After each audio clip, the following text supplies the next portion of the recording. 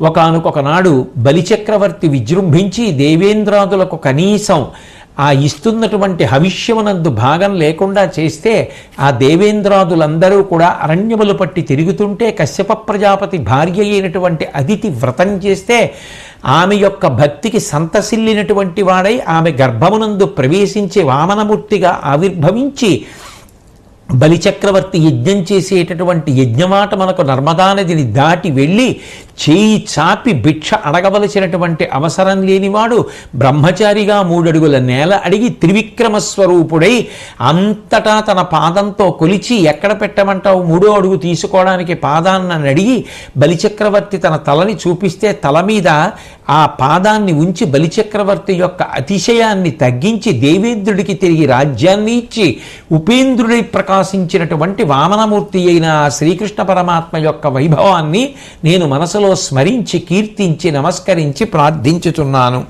అంటూ భీష్ముడు పరవశించిపోయి చేస్తున్నటువంటి ఆ శ్రీకృష్ణ స్తుతి. అట్లాగే ఒకానొకప్పుడు జమదగ్ని మహర్షికి కుమారుడుగా పరశురాముడై ప్రభవించి 21 పర్యాయములు ఈ భూమండలమంతా తిరిగి క్షత్రియులందరినీ సంహారం చేసి శమంతక పంచకాన్ని నిర్మించినటువంటి ఉగ్రమూర్తి అయినటువంటి ఆ పరశురాముడికి నేను నమస్కరించుతున్నాను. దశరథ మహారాజు గారి యొక్క కుమారుడిగా ప్రభవించి నరుడిగా ఈ లోకంలో తిరిగి 16 గుణముల చేత సంశోభితుడై పరిపూర్ణమైనటువంటి మానవుడై సత్యధర్మములను రెండింటినీ 2 పాదములను చేసుకుని ఆయన ప్రవర్తించి రావణాసురుణ్ణి సంహరించి నరుడి యొక్క వైభవాన్ని లోకమనందు ప్రకాశింపచేసి ధర్మాచరణం అనేటటువంటిది ఎంత గొప్పది అని లోకములకు చాటి చెప్పి తన నామమే లోకము సంసార సాగరమును దాటడానికి ఒక గొప్ప తెప్ప చేసినటువంటి మహోత్కృష్టమైనటువంటి అవతారమైన ఆ శ్రీరామ అవతారము శ్రీకృష్ణుడి కన్నా భిన్నము కాదు కనుక అటువంటి శ్రీరామస్వరూపమైనటువంటి శ్రీకృష్ణ పరమాత్మకు తల ఉంచి నమస్కరించుతున్నాను. అట్లాగే ఒకనాడు మహానుభావుడైనటువంటి ఆయనే మళ్ళీ నాగలిని రోకలిని ఆయుధములుగా ధరించి బలము మిగులగలగా బలభద్రుడని లోక రమణుడొకట చేసి రాముడనియు సతికి పుట్టె గర్భ సంకర్షణంబున సంకర్షణుండనడి ఘనుడు సుతుడు విశేషమైనటువంటి బలం కలిగినటువంటి వాడై మేఘమిలా వింటుందో అటువంటి వస్త్రమును కట్టుకున్నటువంటి వాడై అమృతాన్ని చిలికించేటటువంటి చల్లని చిరునవ్వుతో కూడుకున్నటువంటి వాడై భాగవతోత్తములైనటువంటి వారిని సర్వకాలములయందు కాపాడేటటువంటి లక్షణము కలిగినటువంటి శౌర్యధనుడు భోగాత్ముడు అయినటువంటి ఆ బలరాముడు శ్రీకృష్ణ పరమాత్మ యొక్క అన్నగారిగా వచ్చినటువంటి అభిన్నమైన కృష్ణస్వరూపుడు కనుక ఆయనకు తల ఉంచి నమస్కరించుచున్నాను. ఇక పరిపూర్ణావతారమైనటువంటి శ్రీకృష్ణావతారం యదువంశంబున వాసుదేవుడన క్రీడార్థంబు జన్మించి దుర్మద దైత్యావళి కూల్చి పార్థునకు సారథ్యంబు త్రైలోక్య సమ్మతమారంగనిచ్చి దేవముని సమ్మానోద్ధృతిన్ భూభరంబు తొలగించిన చక్రి అమృహనాభున్ కొల్తు కృష్ణాత్మునిన్.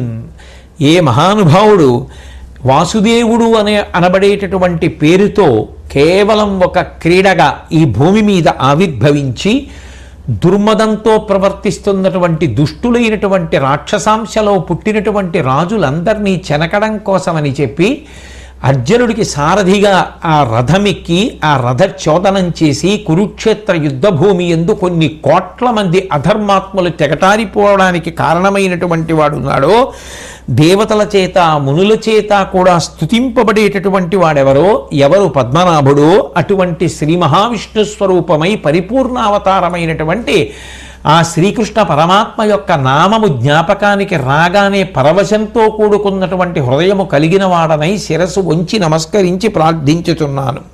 అట్లాగే కలికాల చలిత ధర్మము నిలుపంగల యట్ని విష్ణునిన్ కల్క్యాత్ముంతలతో తొరగవాహను మ్లేచ్ఛుల నెల్లం కీటడంచు శుభచారిత్రున్. కలియుగంలో ధర్మం అడుగంటిపోతుంటే మళ్ళీ ఆ ధర్మాన్ని తిరిగి నిలబెట్టడం కోసమని గుర్రమెక్కి మ్లేచ్ఛులందరినీ కూడా సంహరించి మళ్ళీ ధర్మాన్ని నిలబెట్టడానికి ఏ మహానుభావుడు ఆవిర్భవిస్తాడో అటువంటి కల్కి అవతారానికి కూడా నేను కృష్ణ పరమాత్మ స్వరూపంగా భావించి నమస్కరించుతున్నాను అంటూ భీష్ముడు పరమేశ పుణ్య సుబ్రహ్మణ్య భక్తవత్సల మహాదేవ విశ్వప్రకాశకరణ హృషీకేశ వరద నారాయణ రాజీవనయన హిరణ్యనాభ అఖిల లోక నమస్కృతాంగిరి సరోరు యజ్ఞాంగ అచ్యుత అమృతరూప నీకు మృక్యద కరుణింపవే అతసీ కుసుమవర్ణ పీతాంబరము ధరించియున్న నిన్ను ఎవ్వరుల్లంబునందు తలంతురట్టి వారలకు భయంబ కొలుగదిందు ఏమి కార్యంబులందు ఎప్పుడు వినుత మంగళాయతనము అగుట. ఓ శ్రీకృష్ణ పరమాత్మ, అనేకమైనటువంటి నామముల చేత కీర్తింపబడేటటువంటి వాడివి నువ్వే. ఒక్కొక్కసారి ఒక్కొక్క గుణాన్ని నువ్వు ఈ లోకానికి ప్రకటించినప్పుడు గౌణములైనటువంటి నామములను పొందినటువంటి వాడి వెయ్యవు. అందులో ఏ నామాన్ని పట్టుకుని ప్రస్తుతించినప్పటికీ కూడా జనన మరణ చక్రాన్ని దాటిపోతాడు. పరమేశ్వర, పుణ్య, సుబ్రహ్మణ్య, భక్తవత్సల, మహాదేవ, విశ్వప్రకాశకరణ, వరద, నారాయణ, రాజీవనయన, హిరణ్యనాభ, యజ్ఞాంగ, అచ్యుత, అమృతరూప, ఏ పేరుతో పిలిచినప్పటికీ, ఏ కాలమనందు పిలిచినప్పటికీ, ఏ కార్యమును ప్రారంభించి చేస్తున్నప్పుడు చలిచినప్పటికీ కూడా అటువంటి వారి యొక్క కార్యక్రమములన్నీ నిర్విఘ్నముగా జరిగి వారికి కావలసినటువంటి ఫలితములు ఏవి వారి అభ్యున్నతికి కారణమవుతాయో అటువంటి ఫలితములను అందించగలిగినటువంటి పరబ్రహ్మస్వరూపుడైనటువంటి శ్రీకృష్ణ పరమాత్మను మనసు యందు స్మరించి అతసీ పుష్ప సంకాశుడైనటువంటి ఆ కృష్ణ పరమాత్మ యొక్క పాదార విందములకు శిరస్సు వంచి నమస్కరించుచున్నాను. అట్లా ఆయనను స్మరించి నమస్కరించేటటువంటి వారికి కూడా ఎటువంటి భయము లేకుండా పరమ సంతోషంగా ఉండగలుగుతారు. అటువంటి ఆ శ్రీ మహావిష్ణువు నిరంతర శుభంకరుడు. ఆయనని స్మరించినటువంటి వారికి శుభములు తప్ప అమంగళములు జరిగేటటువంటి అవకాశమే లేదు. పరబ్రహ్మము, మోక్షము, అత్యున్నతమైనటువంటి సత్యము, తపస్సు అనబడేటటువంటి 4 అంగములు శ్రీ మహావిష్ణువు యొక్క పరమై ఉన్నాయి కాబట్టి ఆయన అనుగ్రహమును పొందినటువంటి వారికి ఆ 4 లభించడం కష్టసాధ్యములైనవి కావు. అగ్నిస్వరూపుడు, హవిస్వరూపుడు, సమస్త స్వరూపుడు శ్రీ మహావిష్ణువు అయిన కారణం చేత ఆయనే యజ్ఞస్వరూపుడై ఉన్నాడు కాబట్టి ధర్మచక్రం తిరగడానికి, ధర్మం నిలబడడానికి కారణమైనటువంటి శ్రీ మహావిష్ణువైన శ్రీకృష్ణ పరమాత్మకు నమస్కరించుచున్నాను.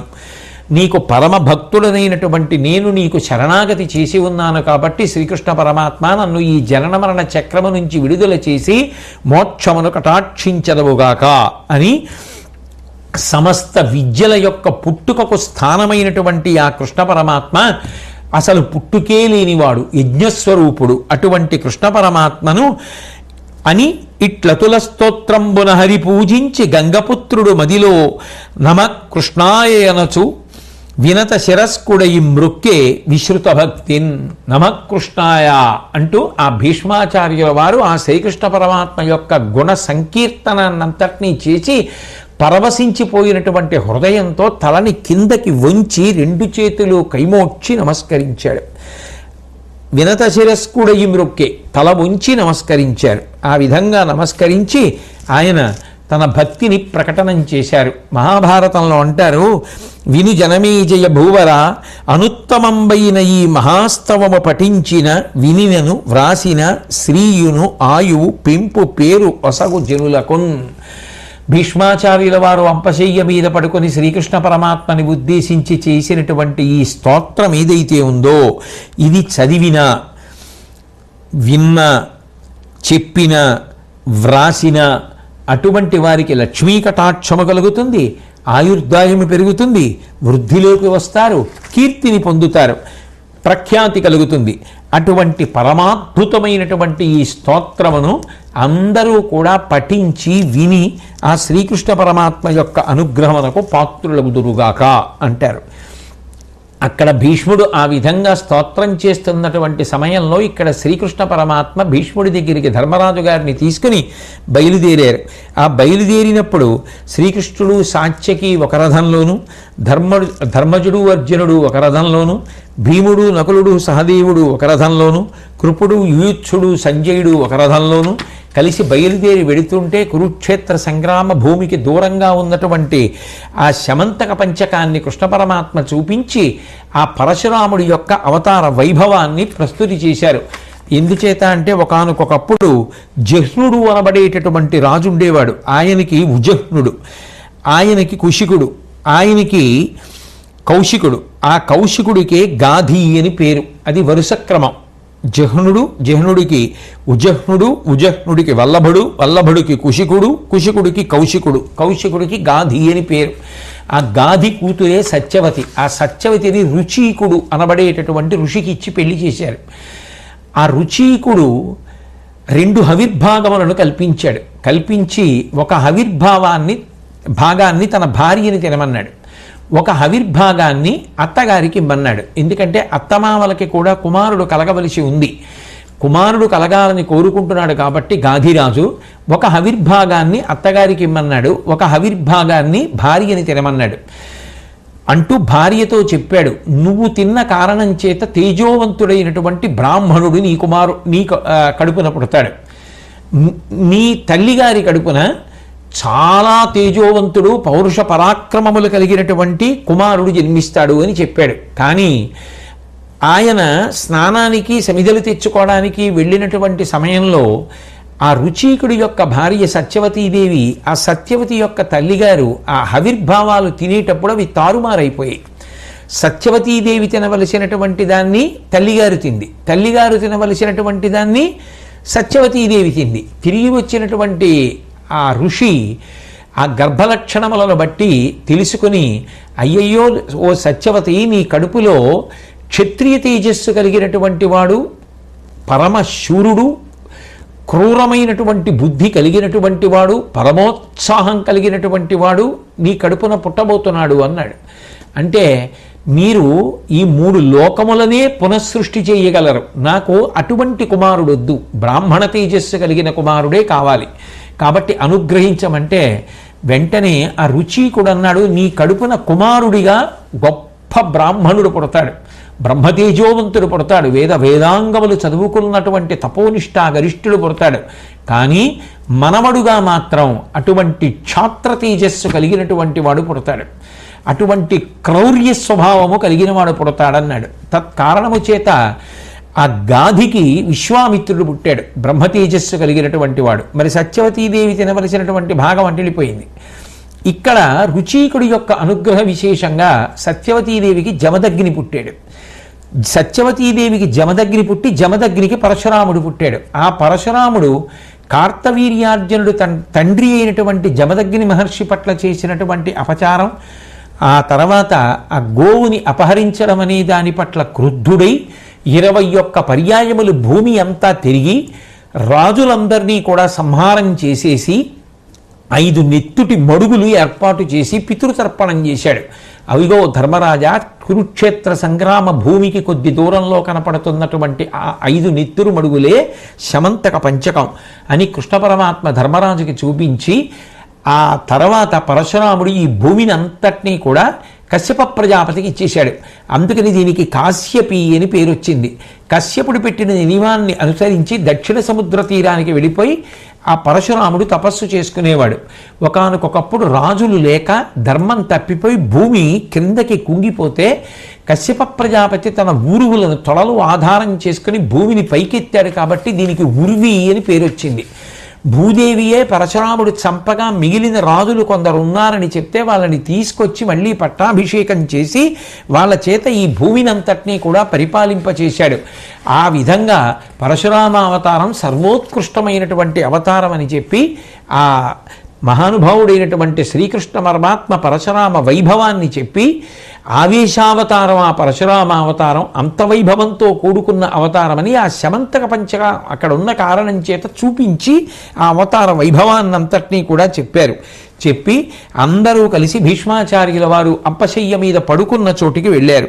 వెళ్ళి శ్రీకృష్ణ పరమాత్మ భీష్మాచార్యుల వారిని చూసి, మహానుభావ, శారీరకమైనటువంటి బాధ చాలా పొందుతున్నావు, ఒక్క బాణం శరీరంలో ఉంటేనే ఆ ములుకు చేత ఎంతో బాధ కలుగుతుంది, అటువంటిది ఇన్ని బాణాలు శరీరంలో నాటుకుని ఉండగా నువ్వు ఎంత బాధ పొందుతున్నావో అంటూ శ్రీకృష్ణ పరమాత్మ భీష్మాచార్యుల వారిని ఉద్దేశించి చాలా గొప్ప మాటలు కొన్ని చెప్పారు. బహుశः ఒక వ్యక్తి గురించి సాక్షాత్ పరబ్రహ్మమై పరిపూర్ణావతారమైనటువంటి శ్రీకృష్ణావతారం ఇట్లా చెప్పడం అనేటటువంటిది తేలిక విషయం కాదు. భీష్ముడి గురించి చెప్తూ, రాజటే, రగహీనుడటే, రాజిత సుందరమూర్తి అట్టే, విభ్రాజిత సంపదున్నతి విభాసిత వర్తనుడట్టే కామినీరాజి మనోజ్ఞ భంగి చతురత్వధనుండటే బ్రహ్మచర్య దీక్షాజిత మన్మధుండునటే జన్మములిట్టివి ఎందుకల్గనే. ఈయన పుట్టినదేమో క్షత్రియుడిగా పుట్టాడు ఈ భీష్మాచార్యుల వారు. జీవించినది ఒక మహర్షిలా జీవించాడు. రాజ్యాన్ని వదిలిపెట్టేశాడు, వివాహం చేసుకోవడం మానేశాడు. మహానుభావుడు ఏ విధమైనటువంటి కోరిక లేకుండా ఒక మహర్షి ఎలా జీవిస్తాడో అలా జీవించగలిగాడు. గొప్ప సౌందర్యమూర్తి, అంతటి అందగాడు, చాలా ఉత్తమమైనటువంటి నడవడిక కలిగినటువంటి వాడు. ఎన్ని ధర్మాలు తెలుసో అన్నిటినీ ఆచరించి చూపించినటువంటి ఆచార్యుడు. ఆచార్య అంటే ధర్మమును ఆచరించిన వారిని ఆచార్య అంటారు, అందుకని భీష్మాచార్య. అటువంటి ఆచరణ కలిగినటువంటి వాడు, బ్రహ్మచర్య దీక్ష చేత మన్మధుణ్ణి కూడా ఓడించినటువంటి వాడు, ఇన్ని గుణములు కలిగినటువంటి వాడు, ఇంత వైభవం కలిగిన వాడు లోకంలో అసలు ఎప్పుడైనా ఎక్కడైనా పుట్టాడా? భీష్మ ఎంత గొప్పవాడవయ్యా! సురలును అసురులు యక్షులు ఉరగులు గంధర్వులను మహోద్ధతి పైపై నురవడి వచ్చిన ఒకడవ పరాజితుల చేయుదుగ్రబాహాస్ఫురణం. భీష్మ, నీ యొక్క పరాక్రమం సామాన్యమైంది కాదు. అక్కడ ఉన్నటువంటి వారందరినీ ఉద్దేశించి భీష్ముడి యొక్క వైభవాన్ని శ్రీకృష్ణ పరమాత్మ ప్రస్తుతి చేస్తున్నారు. దేవతలు, రాక్షసులు, నాగులు, యక్షులు, గంధర్వులు, కిన్నెరులు, కింపురుషులు పరాక్రమంతో అందరూ కలిసి కట్టుకుని ఒక్కసారి వచ్చి మీద పడిపోయినప్పటికీ కూడా తన దగ్గర ఉన్నటువంటి దివ్యాస్త్ర సంపత్తి చేత ఓడించగలిగినటువంటి శక్తి కలిగిన పరాక్రమోపేతుడైన ఈ భీష్ముని వంటి రాజు లోకంలో ఎక్కడైనా ఉంటాడా? దమమును సత్యమున్ తపము దానము వేదములందున్ చాపవేదముననుగల్గు నైపుణియు ధర్మ విధిజ్ఞతయున్ విరోధి భూరమణ విమర్దన క్రమ విరాజిత శౌర్యము నీకుబోలె నైజము కలుగువాడు వీరొకడు శంతను నందన పుట్టడెన్నడున్. ఓ భీష్మ, దమమును సత్యమున్ తపము దానము వేదములందున్ చాపవేదమునను కల్గు నైపుణియు, ఇంద్రియాన్ని నిగ్రహించడంలో కానీ, సత్యాన్ని పలకడంలో కానీ, గొప్ప తపస్సుని పొంది ఉండడంలో కానీ, విశేషంగా దానాలు చేయడంలో కానీ, వేదం చదువుకోవడంలో కానీ, ధనుర్వేదాన్ని పొంది ఉండడంలో కానీ, విరోధి భౌరమణ విమర్దన క్రమ విరాజిత శౌర్యము నీకు బోల నైజములకు వాడు వేరొకడు. లోకంలో మిగిలినటువంటి రాజుల్ని శౌర్యంతో పరాక్రమంతో మర్దించి గెలిచి ఎవ్వరి చేతిలో ఓడిపోనటువంటి గొప్ప కీర్తి కలిగినటువంటి వాడు, ఇంత గొప్ప కీర్తి కలిగినటువంటి వాడు ఏ కాలమునందు ఎక్కడా జన్మించలేదు. అంత గొప్పవాడివి. వేల సంభవించునే సాయక తల్పమున నుండి చావగనొల్లన్న ఇచ్చగాకయను నరుడు ఏ యుగమున చూడ వినగ నెచ్చటనైనన్. శరతల్పం మీద పడుకుని బాణముల మీద పడుకోవడం ఏమిటి? ఒంటి నిండా గుచ్చుకుపోయిన బాణాలు, శరీరంలో సగం ముప్పాతిక వంతు దిగబడిపోయినవి, ఒకవైపు నుంచి దిగబడి ఇంకొక వైపు నుంచి బయటికి వచ్చినవి, వాటితోటే రథం మించి డుళ్ళి కింద పడి బాణములనే శయ్యగా చేసుకుని ఎప్పుడో ఉత్తరాయణ పుణ్యకాలం వచ్చే వరకు శరీరంలో ప్రాణాలని నిలబెట్టుకుని బాధకతీతంగా భగవంతుని యందు మనసు నిలబెట్టగలగడం అనేటటువంటిది నేను కోరినప్పుడు చావు రావాలని ఇన్ని బాణములు గుచ్చుకుని ఉండగా శరతల్పం మీద పడుకుని ఉన్నవాడు ఏ యుగంలోనైనా, ఏ కాలంలోనైనా, ఏ ప్రదేశంలోనైనా నీవు తప్ప వేరొకడున్నాడా భీష్మ? వసువులందను పెద్దవు వాసవాది సురులు మిగులుడు గుణముల ధరణిసురలు చెప్ప విందు నీ మహిమన చిత్తమున కందు ననుపమ తేజ గంగాతనూజ. వసువులందరిలోకి కూడా పెద్దవాడివి, వాసవాది సురుల దేవేంద్రుడు మొదలైనటువంటి దేవతలందరూ కూడా నీ యొక్క గుణములతో పోలిస్తే నిజానికి సాటి రారు. కాబట్టి మిగులుతు గుణముల ధరణిసురులు చెప్పవిందు, విద్వాంసులైనటువంటి వారు బ్రాహ్మణులు నీ గురించి ఎంతో గొప్పగా చెప్తుంటారు. నీ మహిమన చిత్తమునను కందు అనుపమ తేజ. నేను కూడా అనుభవంలో నీ యొక్క గొప్పతనం ఏమిటో తెలుసుకున్నవాణ్ణి, అనుభవించిన వాణ్ణి, గుర్తిరిగిన వాడని. అనుపమ తేజ గంగాతనూజ, ఒకళ్ళతో పోల్చడానికి వీలు లేనటువంటి తేజస్సు కలిగినటువంటి వాడా, గంగకు కుమారుడైనటువంటి వాడా భీష్ముడా అని పిలిచి, గొప్ప తపస్సంపన్నుడివి, సమస్త విషయములను తెలుసుకున్నటువంటి వాడివి, నీ ఉత్తమమైనటువంటి మాటల చేత ఈ ధర్మరాజు యొక్క మనసులో ఉన్నటువంటి ఖేదాన్ని తొలగించవలసినది. యుద్ధంలో బంధుమిత్రాదులను చంపాననేటటువంటి పరితాపంతో ఉన్నటువంటి ఈ ధర్మరాజు యొక్క మనసులో ఉన్నటువంటి క్లేశాన్ని నీ వాగామృత ధార ద్వారా తుడిచిపెట్టి ఆయన స్వస్థత పొందేటట్టుగా చెయ్యి. ఎందుకనంటే 4 వర్ణముల వారు, 4 ఆశ్రమముల వారు అనుష్ఠించవలసినటువంటి సమస్త ధర్మములు, అర్హములైనటువంటి కార్యకలాపములు, చతుర్వేదములలో, ఉపనిషత్తులలో, శాస్త్రములలో, సాంఖ్యయోగాలలో, పురాణేతిహాసాలలో, ప్రవృత్తి నివృత్తి మార్గాలలో, ధర్మశాస్త్రాలలో ఎక్కడ ఏవి చెప్పబడ్డాయన్నవన్నీ కూడా నీకు కరతలామలకములే. నీకు తెలియని విషయాలు లేవు కదా. ఇటువంటి సర్వసమర్థుడివి, బుద్ధి విస్తారత కలిగినటువంటి వాడివి, శోక మోహాలతో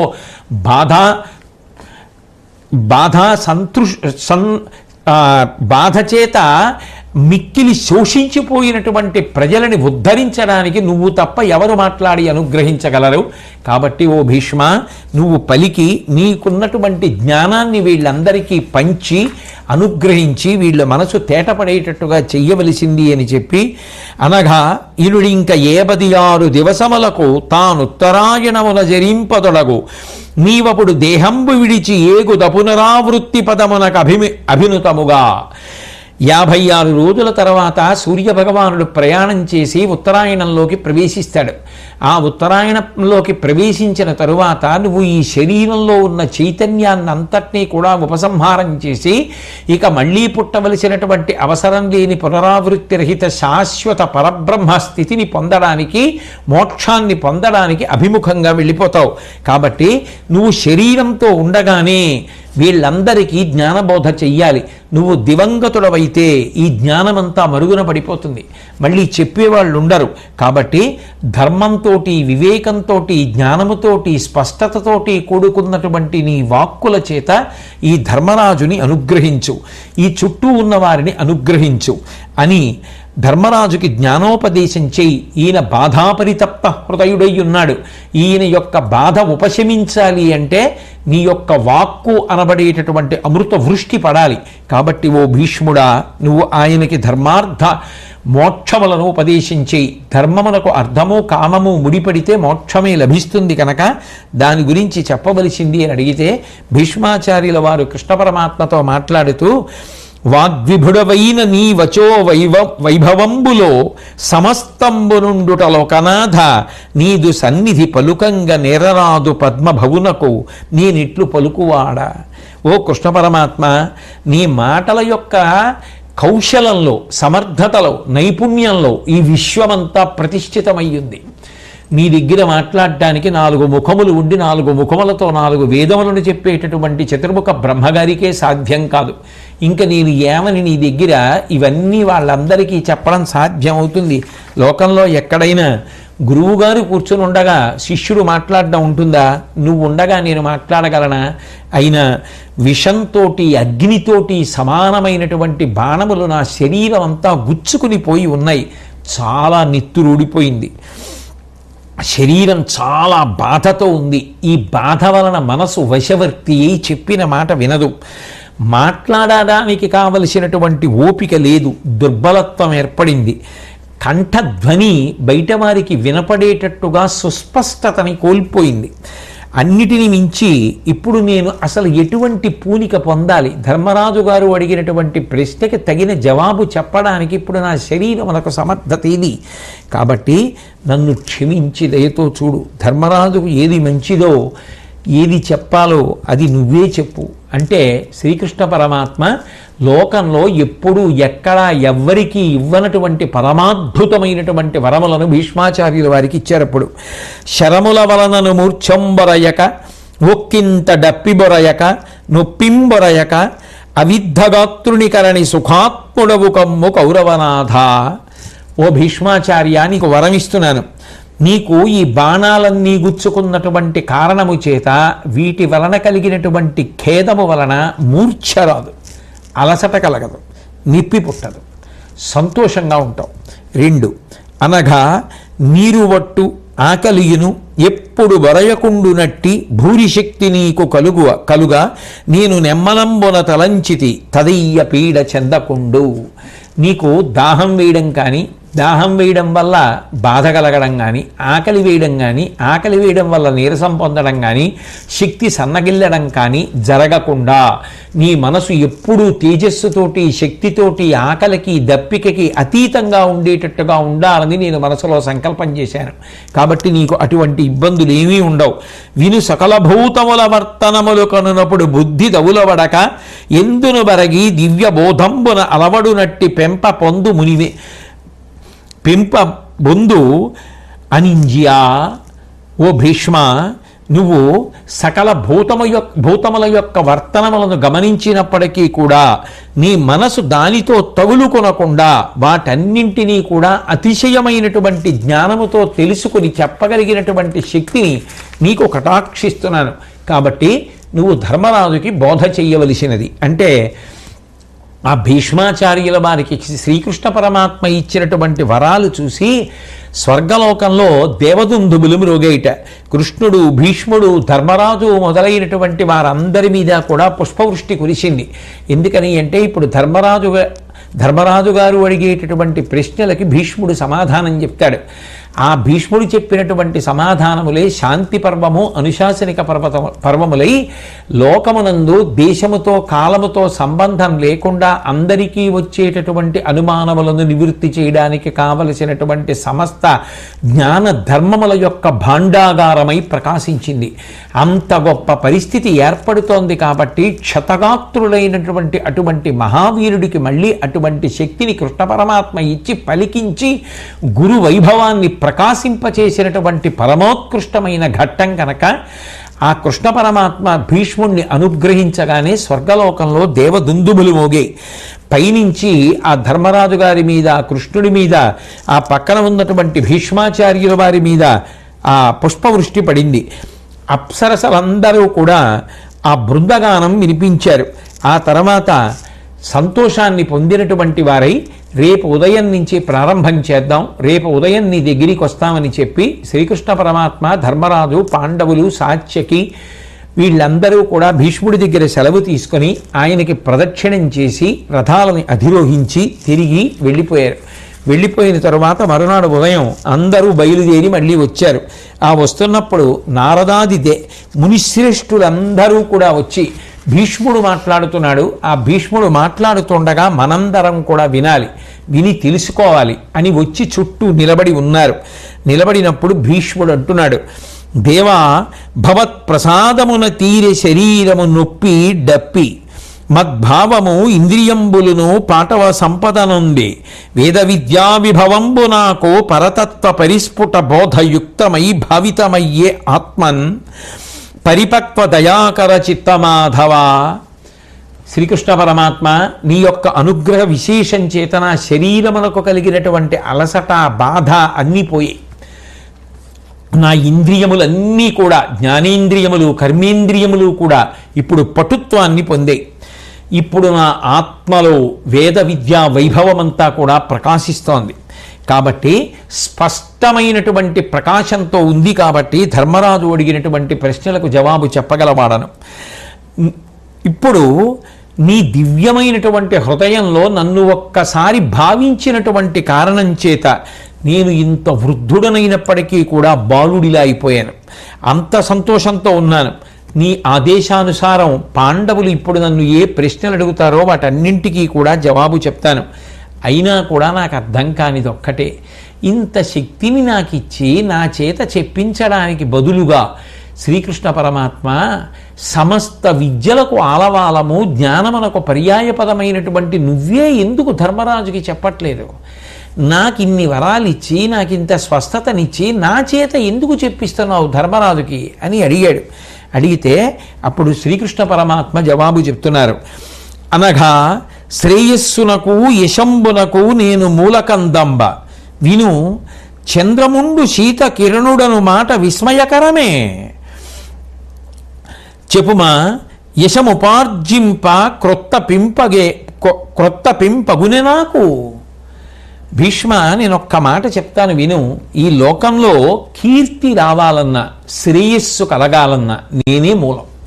శ్రేయస్సు అంటే ఏది అభ్యున్నతినిస్తుందో, ఏది ఆత్మోద్ధరణం చేస్తుందో, శ్రద్ధతో ఇది శాస్త్రము చేత కట్టుబడుతుందా, ధర్మము చేత కట్టబడుతుందా అనేటటువంటి విషయాన్ని ఆలోచించి మాత్రమే ఆ పనిని చేయడం తప్ప, కేవలం అదేదో సంతోషాన్ని ఇస్తుంది అనేటటువంటి ఉద్దేశ్యంతో మనసులో కోరిక పుట్టింది కదా అని తీర్చుకోకుండా, గురువు చేత శాస్త్రము చేత చెప్పబడినటువంటి విధానంలో మాత్రమే నేను తీర్చుకోవాలి తప్ప కోరికను ఇంకొకలా తీర్చుకోకూడదు. అది ధర్మచట్రంలో ఇమిడితేనే తీర్చుకుంటా అనేటటువంటి నిగ్రహము ఎవరికి ఉంటుందో వాడు శ్రద్ధావంతుడై శ్రేయో మార్గంలో వెడుతున్నవాడని గుర్తు. అటువంటి శ్రేయస్సు ఇవ్వాలన్నా భీష్మ నేనే ఇవ్వాలి, కృష్ణ పరమాత్మ చెప్తున్నారు. అంతేకాదు, అపారమైన కీర్తి ఒక వ్యక్తికి కలగాలన్నా, సామాన్యమైన కీర్తి కలగాలన్నా, అసలు కీర్తి అన్న మాట అన్వయం అవ్వాలన్నా నా అనుగ్రహమే కారణము. నా అనుగ్రహము లేని నాడు కీర్తి ప్రకాశించదు. కాబట్టి ఆ రెండిటికి నేనే కారణం. చంద్రుడు అనగానే ఎవరైనా ఏమంటారు? చల్లని కిరణములు కలిగిన వాడు అంటారు. చల్లని కిరణములు కలిగిన వాడు చంద్రుడు అని చెప్పడం పెద్ద ఆశ్చర్యకరమైనటువంటి విషయమా? అదేమన్నా విచిత్రమా? చంద్రుడు అంటేనే చల్లని కిరణాలు. అట్లాగే కీర్తికి నేనే నిధినైనప్పుడు నా కీర్తికి లోట. ఇప్పుడు చెప్తే నాకు కొత్తగా కీర్తి వస్తుందా? చెప్పకపోతే నా కీర్తి తగ్గుతుందా? చెప్పవలసినదంతా నిజానికి భగవద్గీతగా ఆయన కృష్ణుడికి చెప్పేశాడు. గురువుగా అనుశాసనం భీష్ముడు చేస్తున్నాడు. అది శాసనం, ఇది అనుశాసనం.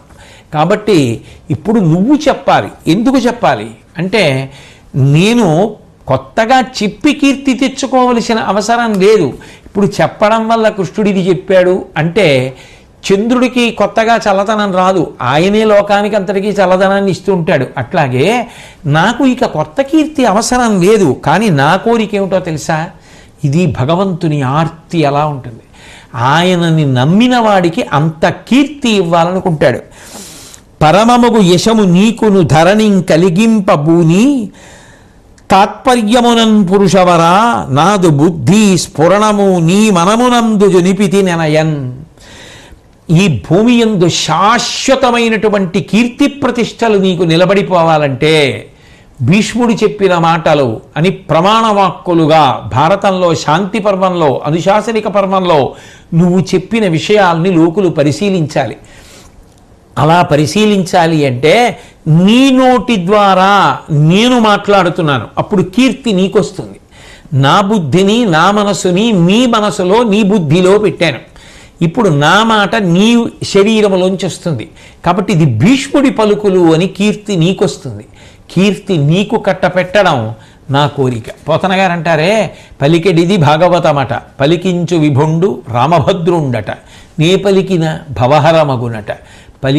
కాబట్టి ఆయన ఏం పలికిస్తున్నాడో అది పలుకుతాను అంటారు.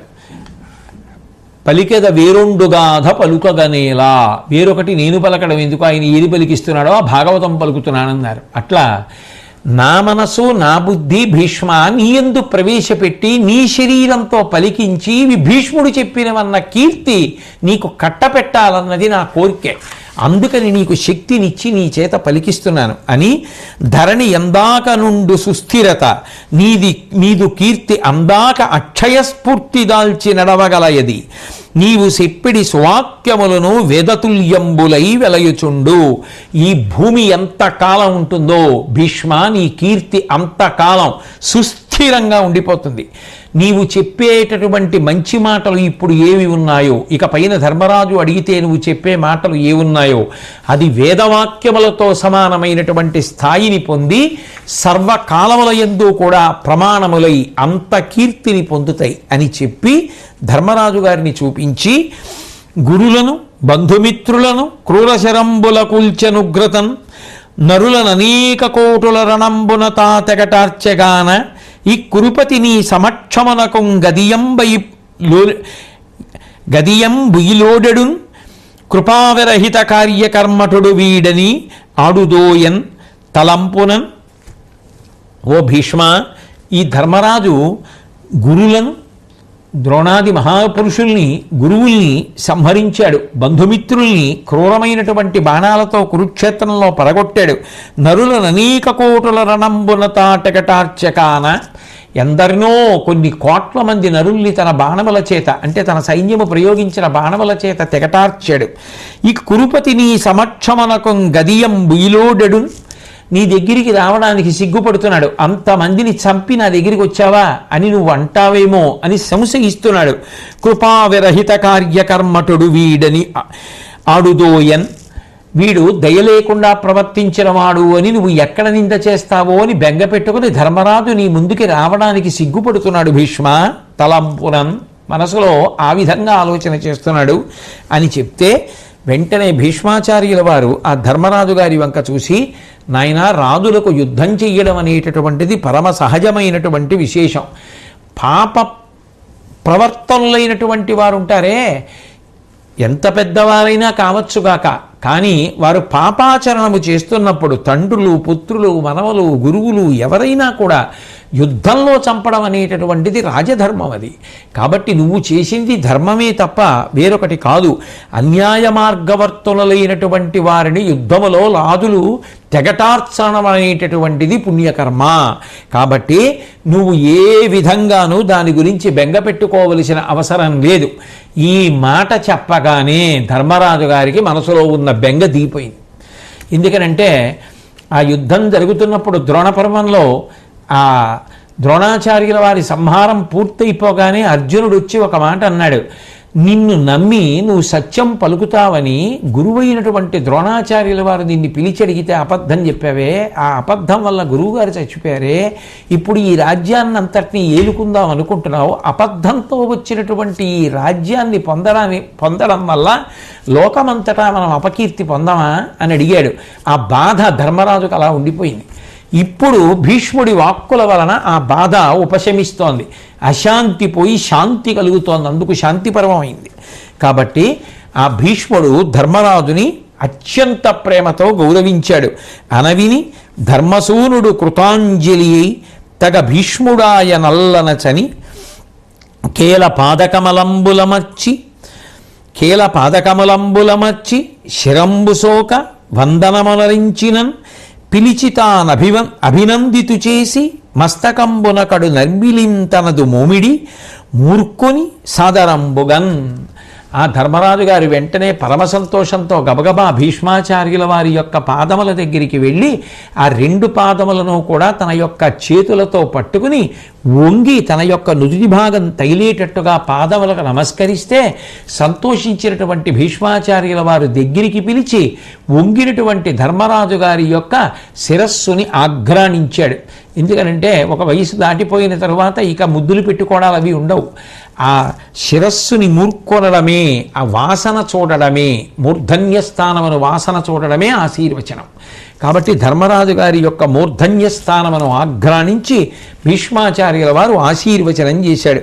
ఆశీర్వచనం చేసి, నాయనా ధర్మరాజా, ఇంకా మనసులో ఏ విధమైనటువంటి సందేహం పెట్టుకోకుండా నీకు ఏది అడగాలనుకుంటున్నావో దాన్ని నన్ను అడుగు అన్నాడు. అంటే అప్పుడు ఆ సంతోషాన్ని పొందినటువంటి ఆ ధర్మరాజు గారు పరమభక్తితో ఆ శ్రీకృష్ణుడికి, వ్యాసాది మునిశ్రేష్ఠులకు అందరికీ కూడా నమస్కరించి భీష్మాచార్యుల వారికి అభిముఖుడై నమస్కారం చేసి ఆయనని ప్రశ్నించడం ప్రారంభం చేశాడు.